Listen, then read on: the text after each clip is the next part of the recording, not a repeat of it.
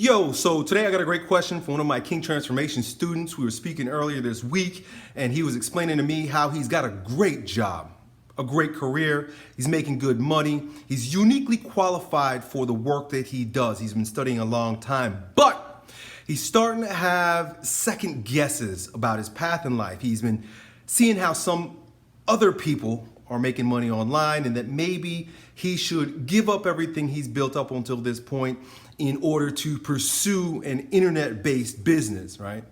And so the conversation led to this point that I wanted to make to him and that I want to share with you in this video, and that is that many times men are standing on our acres of diamonds. Now, what does that mean? Many years ago when I was studying business, I came across the work of Earl Nightingale. And he tells this story of an African farmer who lived on a plot of land. He was harvesting his land, living on his land, loved his land, but he heard stories about how other men were buying land across the continent that were loaded with diamonds. People were getting rich all over the countryside, buying plots of land because they were finding diamonds there.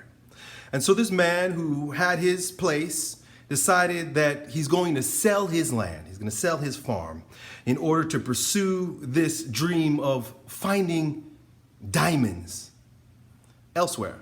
And so he sells his land, he spends the rest of his life buying plot of land and digging it up, excavating it and finding nothing. Ultimately, he died broke. He didn't find what he was looking for. Well, anyway, as the story goes, the person that he sold his land to was another farmer. The guy decided that he was just gonna grow crops and be a farmer.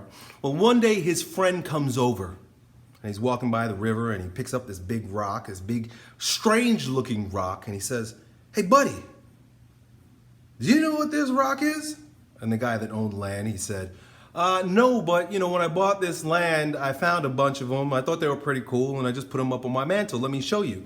So he brings his friend into his house, and he shows him the mantle, and he says, "Yeah, this is where I've just been throwing these rocks. There's tons of them out here." And his friend looks at his mantle, and he sees all these diamonds in the rough, meaning that these are stones that become diamonds.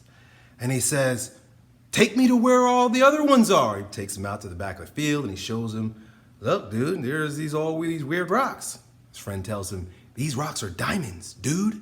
And so the man becomes rich. The point of the story, the point of the wonderful story is that the first farmer already lived on his acres of diamonds. He already had everything that he needed in order to live the life of his dreams, to have all the riches he desired.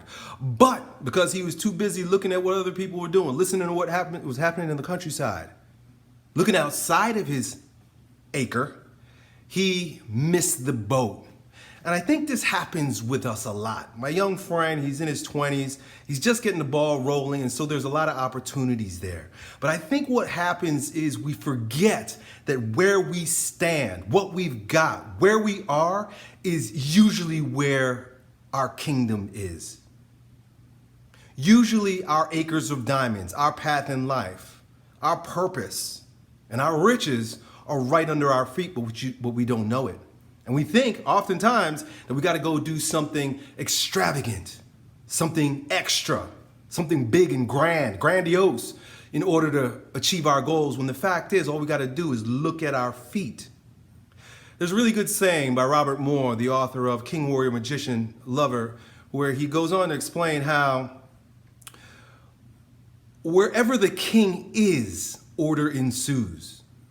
Not that the king creates order, or not that where the king's going to be, there's order, or what the king's vision or dream is, there's order. Where the king is, order ensues. That literally means that we choose this spot. We choose what we have. We appreciate the blessings that are around us that oftentimes aren't so obvious when we're watching what other people are doing, listening to what other people are doing.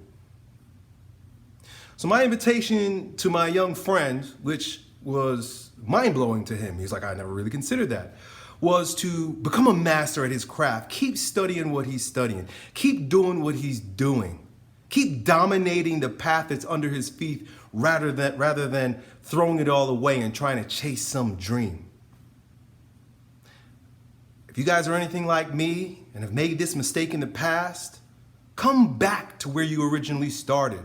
There's a great book called The Alchemist by Paulo Coelho, which I invite all young men to read. Great book. The young man leaves his homeland to go pursue what he has heard the pyramids in Egypt provide. He says, there's riches there. You know, he's a young guy.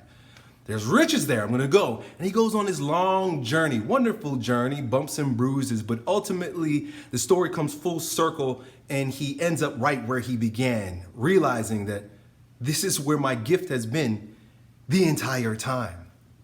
So that's it, dude. I hope this video is helpful to you. Look at what you have right now. 9 times out of 10, our path is revealed. Your path is right under your feet. Your path is almost too obvious. It's too easy.